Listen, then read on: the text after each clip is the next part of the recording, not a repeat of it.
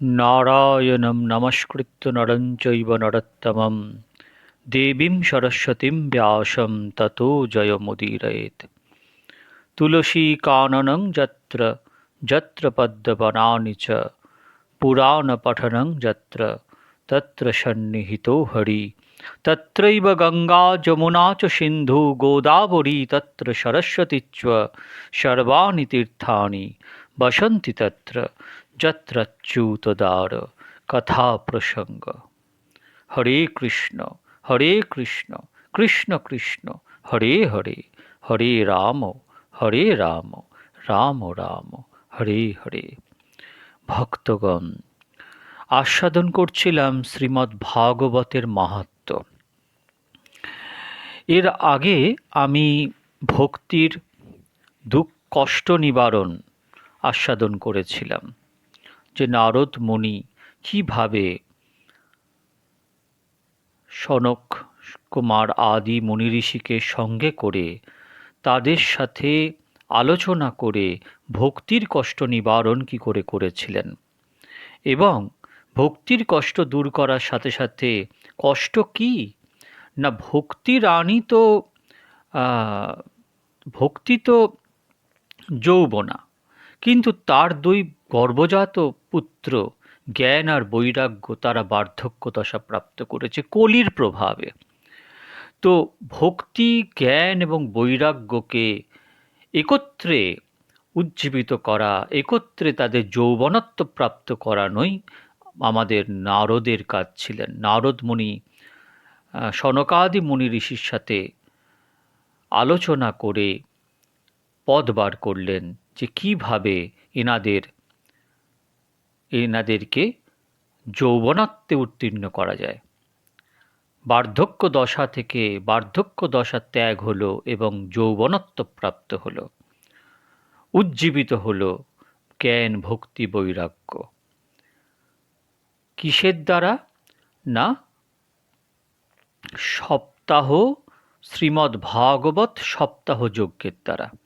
তার বিভিন্ন বিধির কথা শ্রীমদ্ ভাগবত মাহাত্ম্যে কীর্তিত হয়েছে। আজকে আস্বাদন করব এক অভূতপূর্ব আস্বাদন, যা হল গোকর্ণ উপাখ্যান।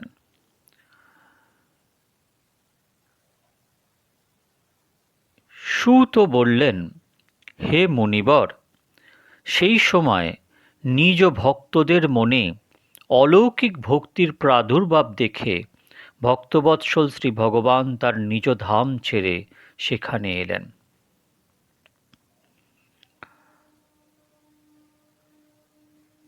তার গলায় বনমালা শোভিত ছিল, শ্রীঅঙ্গ সজল জলধরের মতো শ্যামবর্ণ, পরনে মনোহর পীতাম্বর, কোটিদেশ কাঞ্চিদামে সুসজ্জিত, মস্তকে মুকুট এবং কর্ণে কুণ্ডল ঝিকমিক করছিল। তিনি ত্রিভঙ্গ ললিতভাবে দাঁড়িয়ে ভক্তদের মনোহরণ করছিলেন। বক্ষে কৌস্তব মণি শোভা পাচ্ছিল, সারা অঙ্গ হরিচন্দনে চর্চিত ছিল। সেই রূপের শোভা কি বর্ণনা করব। তখন মনে হচ্ছিল কোটি কামদেবের রূপমাধুরী বুঝি একত্র সজ্জিত হয়েছে। পরমানন্দ চিন্ময় বিগ্রহ মধুরাধি মধুর মুরলীধর এক অপূর্ব ভুবন মোহন মূর্তিতে নিজ ভক্তদের নির্মল চিত্তে আবির্ভূত হয়েছিলেন। শ্রীমদ্ ভাগবত শ্রবণের ইচ্ছা হওয়া মাত্র চক্রপাণি ভগবান মধুসূদন হৃদয় মন্দিরে এসে প্রতিষ্ঠিত হয়ে যায়। এটা এক অদ্ভুত ভাগবতীয় বার্তা। ভাগবত অদ্ভুত বার্তা বয়ে আনে। ভাগবত ইতিকর্তব্যতাহীন, ইতিকর্তব্যতা ভাগবতের মধ্যে নেই। শুধু শ্রবণমঙ্গলম, শ্রবণ করলেই উদ্ধার। এই শ্রবণ করলেই উদ্ধার। নিজ থেকে নিজ যোনিপ্রাপ্ত ধুন্ধুকারী, প্রেত যোনিপ্রাপ্ত ধুন্ধুকারী কিভাবে প্রেত যোনি থেকে বৈকুণ্ঠে গেছিলেন শুধুমাত্র শ্রীমদ্ ভাগবত শ্রবণের ফলে, সেই উপাখ্যান আলোচনা করব। খুব সাবধানে মন দিয়ে শ্রবণ করুন।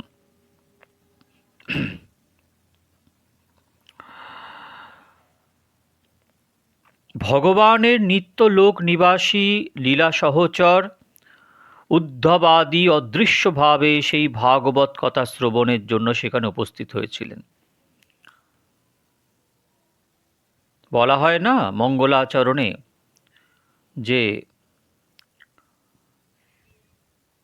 তুলসী কাননং যত্র যত্র পদ্মবনানি চ পুরাণ পঠনং যত্র তত্র সন্নিহিতো হরি তত্রৈব গঙ্গা যমুনা চ সিন্ধু গোদাবরী তত্র সরস্বতী চ সর্বাণি তীর্থানি বসন্তি তত্র যত্রচ্যুতদার কথা প্রসঙ্গ। যেখানে ভগবান অচ্যুত অর্থাৎ ভগবান বিষ্ণুর, ভগবান নারায়ণের কথা আলোচনা হবে, সেখানে সমগ্র তীর্থসহ সমগ্র ভক্ত প্রহ্লাদ আদি, ধ্রুব প্রহ্লাদ আদি যত ভক্ত আছে, সব ভক্ত, সব তীর্থ, সব পাহাড়, সব ধাম, সব সেইখানে উপস্থিত হবে। এটা ভাগবত মাহাত্ম্য। ভগবানের কথা বলার, কথার যে কত মাহাত্ম্য এ থেকেই প্রমাণিত হয়। তো সেখানে উদ্ধবাদী ভক্তগণ এসে উপস্থিত হলেন।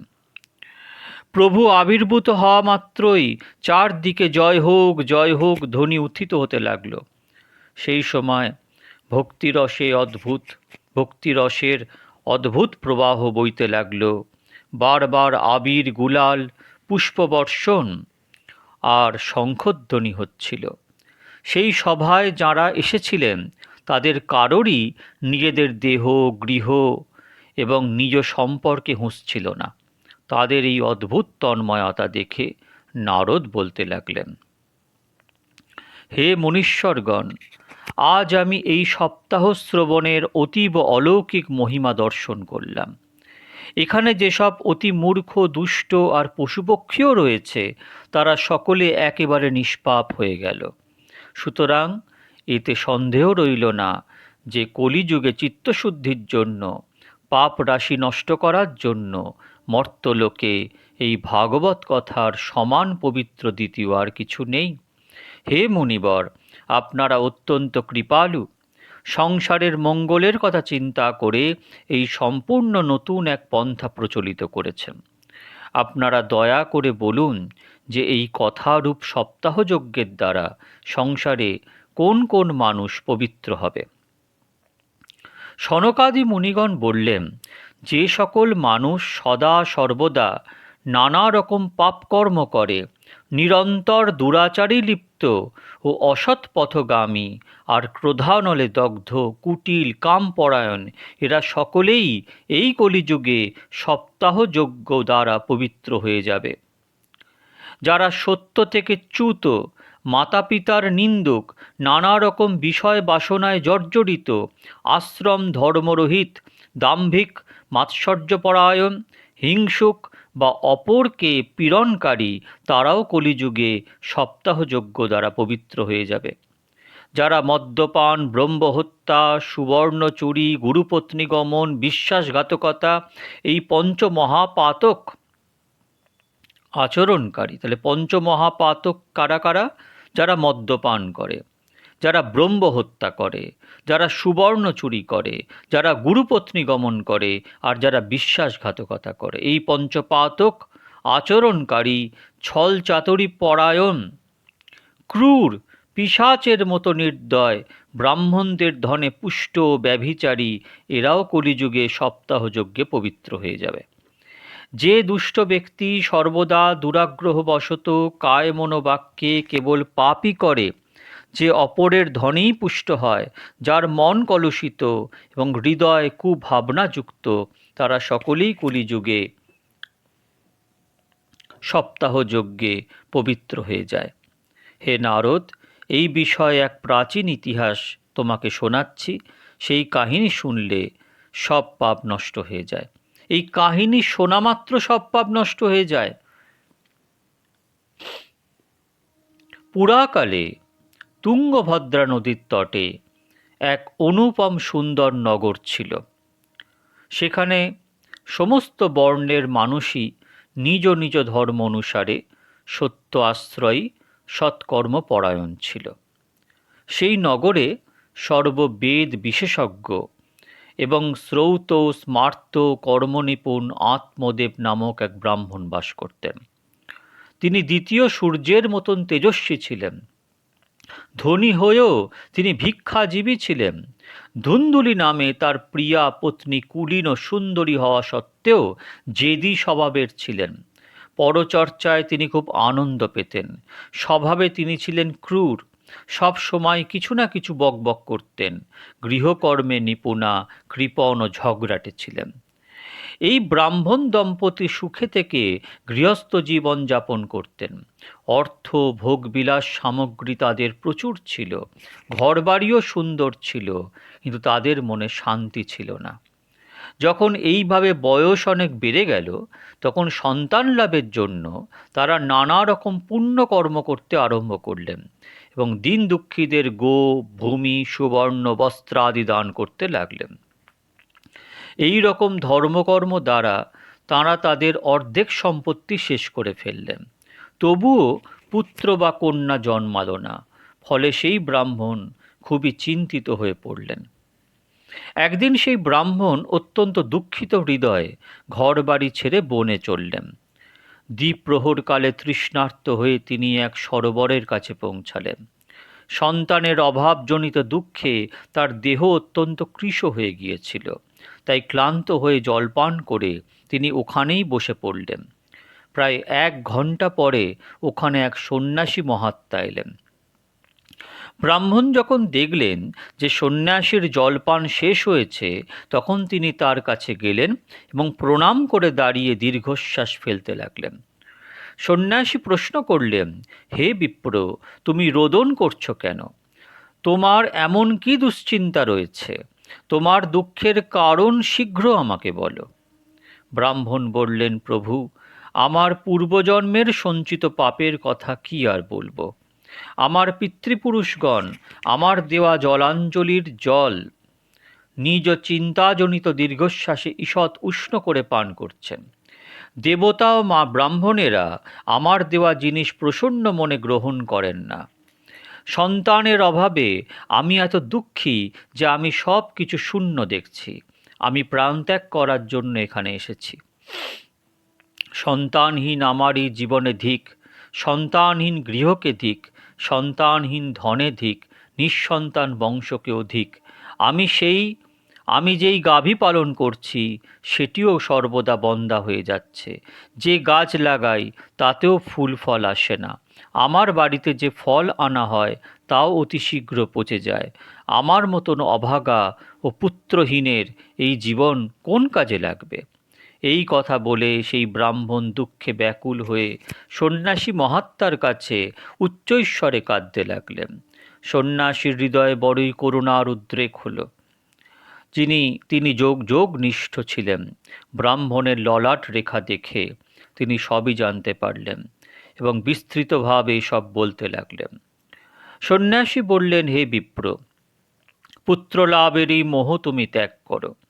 কর্মের গতি অতি প্রবল, বিবেকের আশ্রয় নিয়ে সংসারের বাসনা ত্যাগ করো। হে বিপ্রবর, শোনো, তোমার প্রারব্ধ দেখে বোঝা যাচ্ছে যে আগামী 7 জন্ম পর্যন্ত কোনো রকমেই তোমার কোনো সন্তান হবে না। পুরাকালে রাজা সগর এবং অঙ্গকেও সন্তানজনিত দুঃখ ভোগ করতে হয়েছিল। হে ব্রাহ্মণ, তুমি এখন বংশরক্ষার আশা পরিত্যাগ করো। সন্ন্যাসেই সব রকম সুখ বিদ্যমান আছে। ব্রাহ্মণ বললেন, হে মহাত্মা, বিবেক দিয়ে আমার কি হবে? আপনার যোগ বলে আপনি আমাকে পুত্র দান করুন। তা না হলে আমি আপনার সামনেই শোক মূর্ছিত হয়ে নিজের প্রাণ ত্যাগ করছি। যার মধ্যে স্ত্রী পুত্রের সুখ নেই, এই রকম সন্ন্যাস তো সর্বত্রভাবেই নীরস।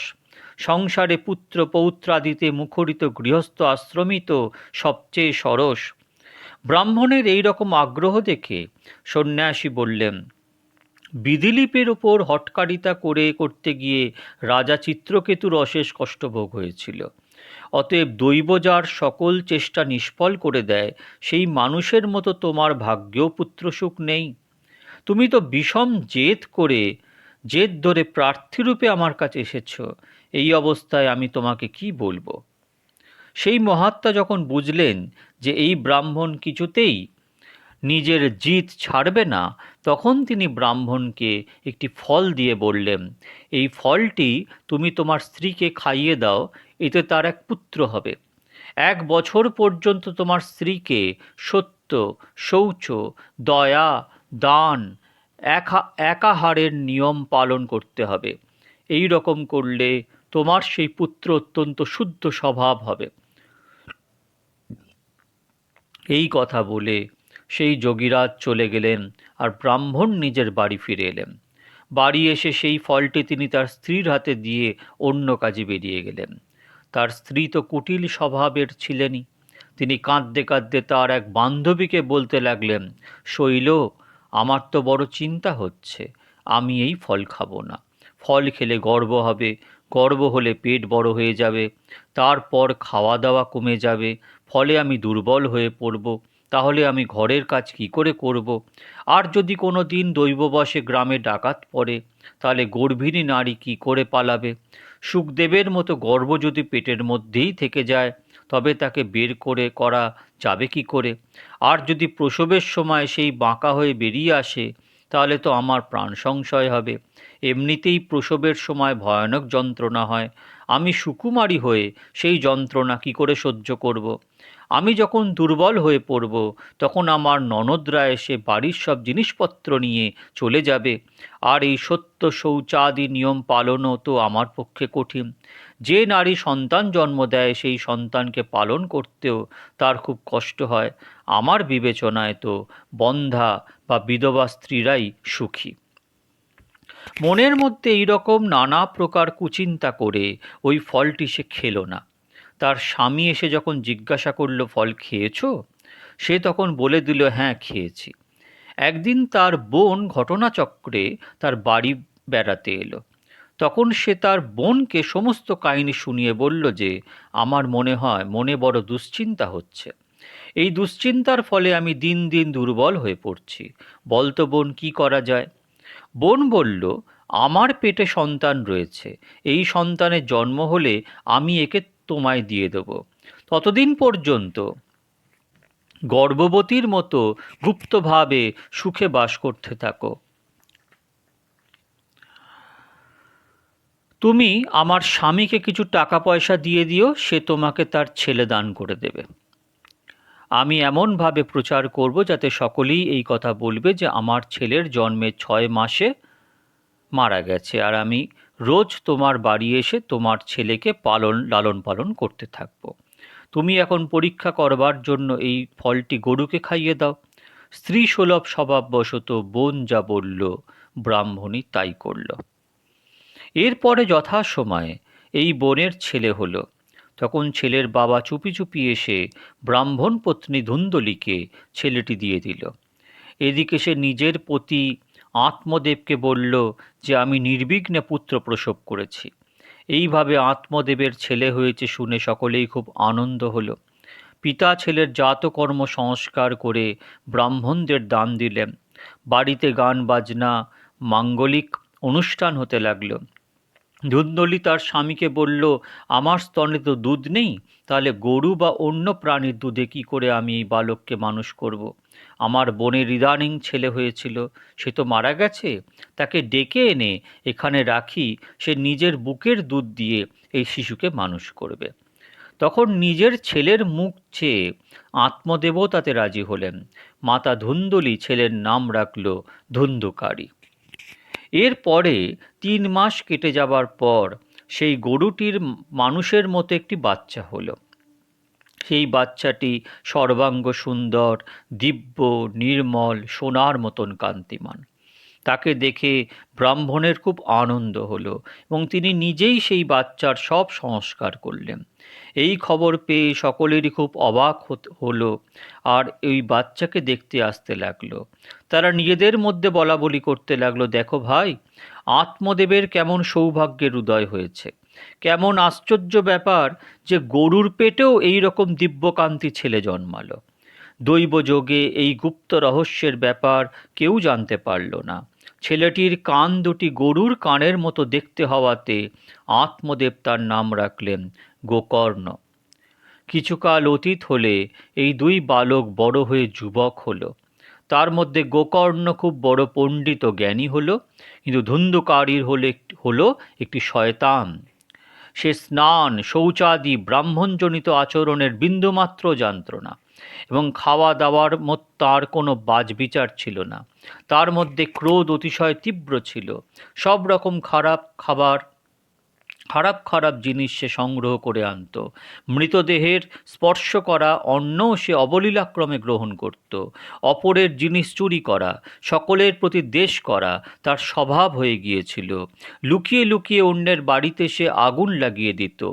অন্য লোকের সন্তানদের খেলার জন্য কোলে তুলে নিয়ে তাদের কুয়োয় ফেলে দিত। হিংসা তার কাছে এক মহা আনন্দের ব্যাপার হয়ে দাঁড়িয়েছিল। সর্বদাই সে অস্ত্রশস্ত্র নিয়ে ঘোরাঘুরি করত, আর দিন দুঃখী অন্ধ আতুরদের অকারণে লাঞ্ছনা করত। চণ্ডালদের সাথে তার বিশেষ বন্ধুত্ব ছিল। তাদের মতো হাতে জাল নিয়ে কুকুরের পাল সাথে করে পশু পাখি শিকার করার জন্য ঘুরে বেড়াত। বেশ্যাদের কুসঙ্গে পড়ে সে তার সমস্ত পৈতৃক সম্পত্তি উড়িয়ে দিল। একদিন বাবা মাকে মারধর করে বাড়ির সব বাসন কোসন নিয়ে চলে গেল। এইভাবে যখন সব ধনসম্পত্তি নষ্ট হয়ে গেল, তখন তার কৃপণ পিতা উচ্চৈঃস্বরে কেঁদে কেঁদে বলতে লাগলেন, এর থেকে তো ওর মায়ের বন্দা থাকাই ভালো ছিল। কুপুত্র তো কেবল দুঃখদায়ী হয়। আমি এখন কোথায় থাকব, কোথায় যাব?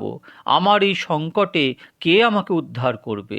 হায়, আমার তো এমনই বিপদ হয়েছে যে আমাকে হয়তো একদিন এজন্যই প্রাণত্যাগ করতে হবে। সেই সময় পরম জ্ঞানী গোকর্ণ সেখানে এলেন এবং পিতাকে বৈরাগ্যের উপদেশ দিয়ে অনেক বোঝালেন। তিনি বললেন, হে পিতা, এই সংসার অসার, এ কেবল দুঃখময় ও মোহ উৎপন্নকারী। ছেলে কার, ধনসম্পত্তি কার? স্নেহাসক্ত মানুষ দিবারাত্র প্রদীপের মতো কেবল জ্বলতেই থাকে। সুখ তো ইন্দ্রেরও নেই, চক্রবর্তী রাজারও নেই। সুখ তো আছে কেবল বৈরাগী নির্জনবাসী মুনিদের মধ্যে। এ আমার ছেলে, এই অজ্ঞান ত্যাগ করুন। মোহ থেকে নরক প্রাপ্তি হয়। এই শরীর তো একদিন নষ্ট হবেই, তাই সব কিছু ছেড়ে বনে চলে যান। গোকর্ণের কথা শুনে আত্মদেব বনে যাওয়ার জন্য তৈরি হলেন এবং তাকে বললেন, বাছা, বনে গিয়ে আমার কি করা উচিত, বিস্তারিতভাবে আমাকে সে কথা বলুন। আমি অত্যন্ত মূর্খ। আজ পর্যন্ত কর্মবশত স্নেহপাশে বদ্ধ থেকে পঙ্গুর মতো এই সংসাররূপী অন্ধকূপেই পড়ে রয়েছি। তুমি বড়ই দয়ালু, এখান থেকে আমাকে উদ্ধার করো।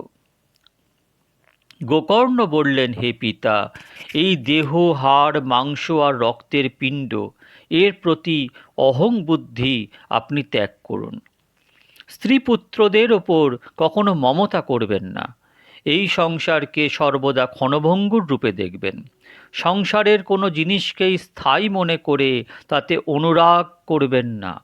একমাত্র বৈরাগ্য রসের রসিক হয়ে ভগবৎ ভক্তিতে নিরত থাকুন। কত বড় শিক্ষা গোকর্ণজি মহারাজ আত্মদেবকে দান করলেন, আমি আবার শোনাচ্ছি।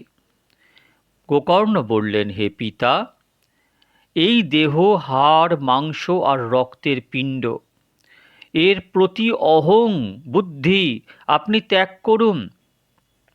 স্ত্রী পুত্রদের ওপর কখনো মমতা করবেন না। শ্রী শ্রী ঠাকুর রামকৃষ্ণ পরমহংসদেব বলতেন, মাক সন্তানের জন্য তোরা ঘটি ঘটি কাঁদছিস, কিন্তু মায়ের জন্য কাঁদার কে আছে? কে কাঁদবে ভগবানের জন্য? যারা ভগবানের জন্য কাঁদে তারা ধন্য। তাই বলছে যে স্ত্রী পুত্রদের ওপর মমতা করবেন না। এই সংসারকে সর্বদা ক্ষণভঙ্গুর বলেই জানবেন। সংসারের কোনো জিনিসকেই স্থায়ী মনে করে তাতে আসক্তি করবেন না। একমাত্র বৈরাগ্য রসের রসিক হয়ে ভগবৎ ভক্তিতে নিরত থাকুন। ভগবৎ ভজনই সর্বশ্রেষ্ঠ ধর্ম। নিরন্তর তাই নিয়ে থাকুন। অন্য যাবতীয় লৌকিক ধর্ম ত্যাগ করুন। সর্বদা সাধু ব্যক্তিদের সেবা করুন। কোনো রকম ভোগ বাসনার পাশে বদ্ধ হবেন না। যত তাড়াতাড়ি সম্ভব অপরের দোষ গুণ বিচার করা ত্যাগ করে একমাত্র ভগবৎ সেবা এবং ভাগবতী কথার রসই পান করতে থাকুন। পুত্রের এই উপদেশে প্রভাবিত হয়ে আত্মদেব গৃহত্যাগ করলেন এবং বনে গমন করলেন। যদিও তার বয়স তখন 60 বৎসর অতিক্রম হয়েছিল, তবুও বুদ্ধির প্রখরতা পুরোপুরি ছিল। বনে গিয়ে দিন রাত ভগবানের সেবা পূজা করে আর নিয়মিত ভাগবতের দশম স্কন্ধ পাঠ করে তিনি ভগবান শ্রীকৃষ্ণকে লাভ করেছিলেন। তাহলে আত্মদেব এখানে শ্রীমদ্ ভাগবতের দশম স্কন্ধ পাঠ করতেন। এবং সুতক্তি বসতোপি গৃহং বিহায় জাতো বনং শিরমতির্গত ষষ্টিবর্ষো যুক্তো হরিরনুদিনং পরিচর্যয়াসৌ শ্রীকৃষ্ণমাপো নিয়তং দশমস্য পাঠাৎ। শ্রীমদ্ ভাগবতের দশম স্কন্ধ পাঠ করে তিনি ভগবান শ্রীকৃষ্ণকে লাভ করেন। ইতি শ্রীপদ্মপুরাণে উত্তরখণ্ডে শ্রীমদ্ভাগবত মাহাত্ম্যে বিপ্রমোক্ষ নাম চতুর্থ অধ্যায় সমাপ্ত। ভক্তগণ, আজকে এই যে গোকর্ণ উবাচের মধ্যে 3টে শ্লোক আমরা আস্বাদন করলাম, এই 3টে শ্লোকে গোকর্ণ মহারাজ কত সুন্দরভাবে আত্মদেবকে সম্পূর্ণরূপে শিক্ষা দিলেন। আত্মদেব বনে গেলেন, তার সব মায়া মমতা রহিত হয়ে বৈরাগ্যকে আশ্রয় করলেন এবং দিনরাত ভগবানের পূজা করলেন এবং ভাগবতের দশম স্কন্ধে শ্রীকৃষ্ণ মাপ নিয়তং দশমস্য পাঠাৎ নিয়মিতভাবে দশম স্কন্ধ পাঠ করতে করতে শ্রীকৃষ্ণ চরণে লীন হলেন। একে গোকর্ণ গীতাও বলা হয়। তো শ্রীমদ্ ভাগবতের মাহাত্ম্য এতখানি কীর্তিত হলো।